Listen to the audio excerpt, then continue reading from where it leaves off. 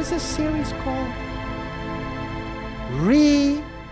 Rekindling the Reformation. The time for silence is past. The time to speak has come.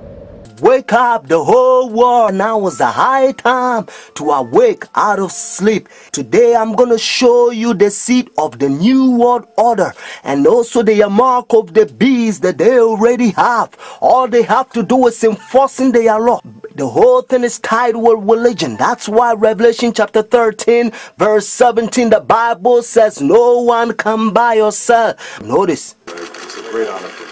Thank you so much. Friends, I'm going to give you a little history and then I will tell you the power behind the scene, the New World Order. Constantine was the one who united the church and stayed together. Notice, during Dark Ages, pagan Rome, when he marched them to Tiber River, they said they was baptized. So when they came to the church, they was idol statue worshippers. So when they brought their statues in Roman Catholic Church, they start naming them Christian name, Jupiter and all this thing. They call them Peter and Rosary and all this paganism that they brought to Roman Catholic Church.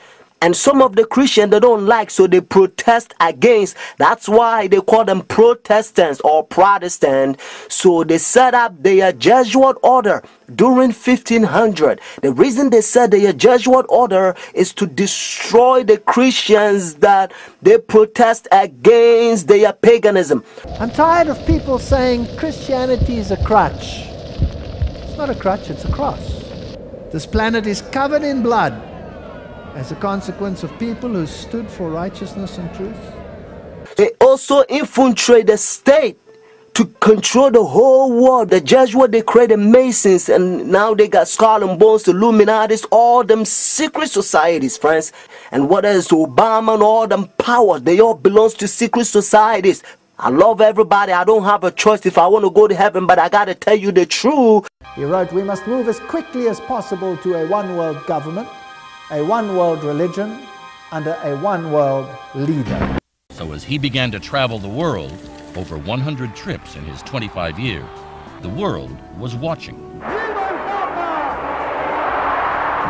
His first trip to a conference in Mexico in 1979 instantly transformed the world's idea of the papacy. Some 5 million jubilant people in one crowd, it was said to be the largest ever.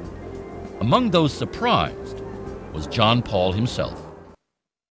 The whole thing is tied with Bible. The church and state is going to unite in the last days, and they will bring the mark of the beast that the Bible says. So notice. You came from the conference I did, your old country.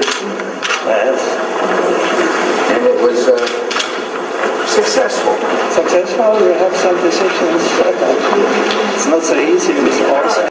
The Iraq War has been another foreign policy challenge, beginning with John Paul's papacy. Other foreign policy priorities for Benedict include pushing for peace in the Holy Land and decrying rising secularism in Europe.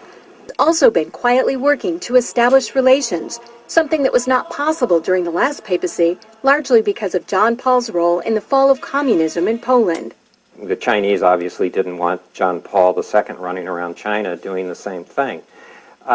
Pope Benedict is not that kind of a threat to China. Most of the time, in places around the world, Vatican diplomats work outside the spotlight, where experts say they often have an advantage. Some question how much government leaders of today truly listen to what the Pope has to say. And that, observers say, is a moral authority that can't be measured by economic strength or military divisions. A moral authority Benedict hopes to draw upon when meeting with U.S. officials and speaking before the United Nations. I'm Kim Lawton in Washington. Now we can see a new world coming into view. A world in which there is a very real prospect of a new world order. Pope Benedict XVI is calling for a new world financial order. A document entitled Charity and Truth was released just hours before the G8 summit. Friends, the Jesuit order, they also infiltrate every religion, especially Sunday churches. That's why Revelation chapter 17 called this power whore. Notice, the mother of harlot. Jesus Christ is the one who died for the whole world, and he's drawn everybody to himself. But this power, they don't want you to go to Jesus Christ. They want you to go to them and confess your sin to them. So notice what Revelation chapter 18 says. And they also infiltrate the kings, presidents. So notice, and he cried mightily with a strong voice, saying, Babylon the great is fallen, and is fallen, and is become the habitation of devils, and the hole of every foul spirit, and the cage of every unclean and hateful bird. For all nations have drunk of the wine of her fornications. And notice, and the kings of the earth have committed fornication with her. Friends, now I'm going to tell you their mark. Notice this power, the mark of the beast. Because notice, if the Bible says the mark of the beast, means this power has a mark. The beast is a language that God is using for this power. And they themselves, they says in their own book, the book of Catechism, the old version, notice, they says Sunday worship is their mark of authority. The new version, they don't use the word authority, but at least, thank God, they still admit it. Even the new version of Catechism, they still says they changed the Sabbath from Saturday to Sunday. Friends, the mark of the beast is not worldly speculations that sometimes you hear. Some people says, well, it's computer chip. Unfortunately, you don't find in the Bible. And some people says, it's 666. But according to Revelation 13 verse 18, actually 666 help you to find the beast. What I mean is to identify the beast. But the Bible says the mark. The reason why I repeat and I kind of stretch it, because I don't want you to miss it. It's a deception.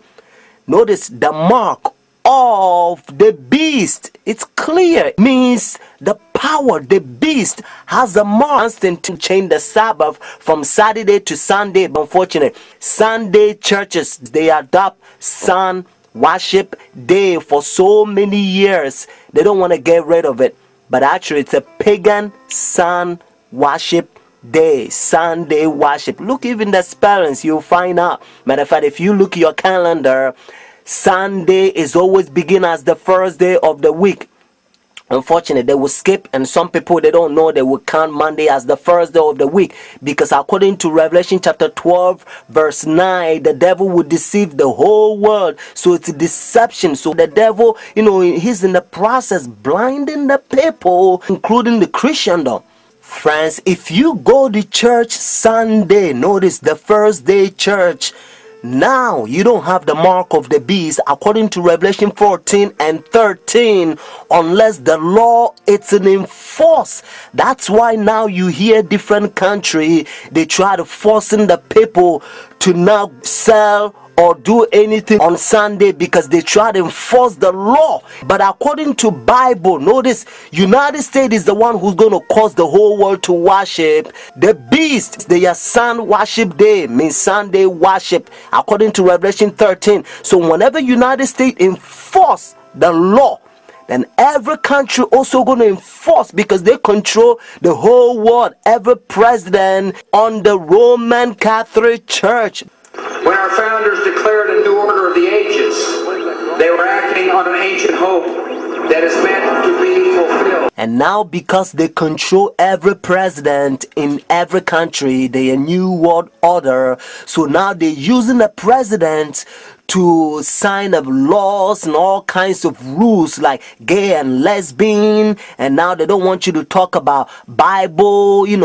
If you go to work, they don't want you to talk about Christ because they say it's offended. They try to put the whole world in darkness. They don't want people to know the truth, just like what they did in dark ages. They remove Bible from people and they put people in darkness so that they can control them. That's what they're doing again. Notice what Bible says in Romans chapter 13 verse 11 to 12. And do this knowing the time that now is a high time to awake out of sleep.